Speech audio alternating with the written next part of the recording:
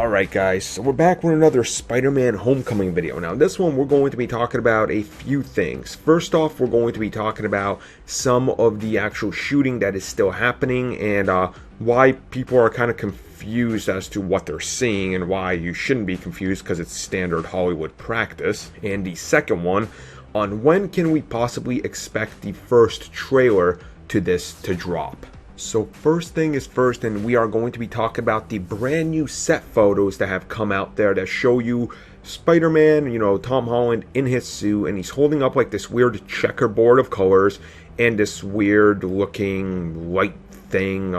I don't know what you call it. I can't remember the name of it right now for the life of me. Anyway, a lot of people are confused as to why is he doing this, what is happening, why does his suit look darker in these set photos. So first off, let me start off by saying that this right here is commonplace. Essentially, you do a lot of post-production on movies, you got to correct all the color, the lighting. The suit's definitely not going to look how it looks in here. Don't worry, it's going to have eyes and everything. But the thing they're using right now, what you see is him using in his hand and how you see reflections. They're using that right now to actually be able to figure out how the lighting works.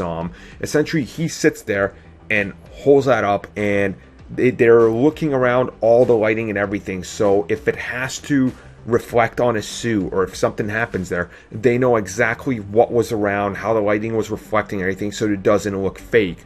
Back when they first started using CG, they didn't use this, and that's why so much looks out of place. Like look at Spider-Man 1. When you see him swinging, he clearly doesn't look like he belongs there, and that's due to the fact they didn't have any of these references. And that would be the same thing with the color board he's using. That's actually for post-production color correction. So if they need to know what shade of red should be the exact red, they can reference this and it's a legitimate red. Just like they have light blue, they have various yellows and whites, so they can make sure white is a pure white color when it appears on there, so suddenly it doesn't transition to another scene and white looks like gray and then they have to fiddle around with it. They can just reference this and they know the exact shade that they need to find. Now next up, we're going to be talking about when can you expect a trailer to this, as obviously they're still shooting the movie, clearly, as you can tell by these photos. A lot of people are anticipating something to debut maybe this fall, and honestly, I'm sorry to tell you guys,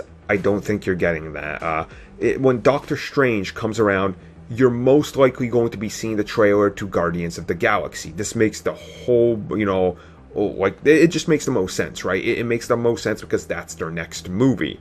Now, by the time Guardians comes out in May, we have 2.5 months till we get Spider-Man. So at the earliest, this November, you might get a small teaser trailer, maybe 50 seconds, if that, if we're lucky.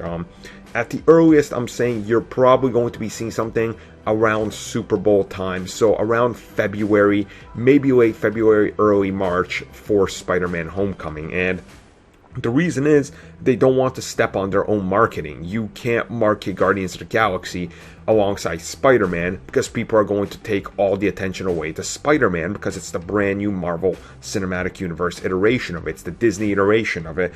And there's going to be a lot of excitement in the air regarding the characters. So they have to play this carefully. So like I said, maybe a teaser trailer, maybe this November, but I wouldn't expect it until February, March, and definitely the full trailer to debut with Guardians of the Galaxy. Now for Spider-Man, I expect them to do the same thing they did with Age of Ultron.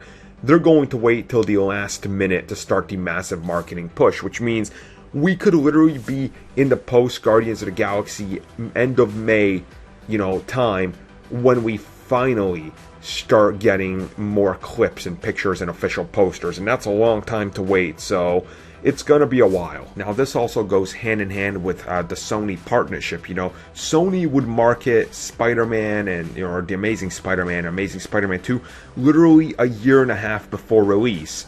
There's just too much in the media regarding it. People get burnt out on it. It's like, oh, you released a poster and it's literally a year and 4 months away, and then you have to stare at this poster and they give you nothing, and you kind of get burned out by it. So hopefully we get something this November, but don't expect it till springtime, guys. I know that's I know that's not good, but hey, it's what it is, right? At least we're gonna get finally an MCU Spider-Man.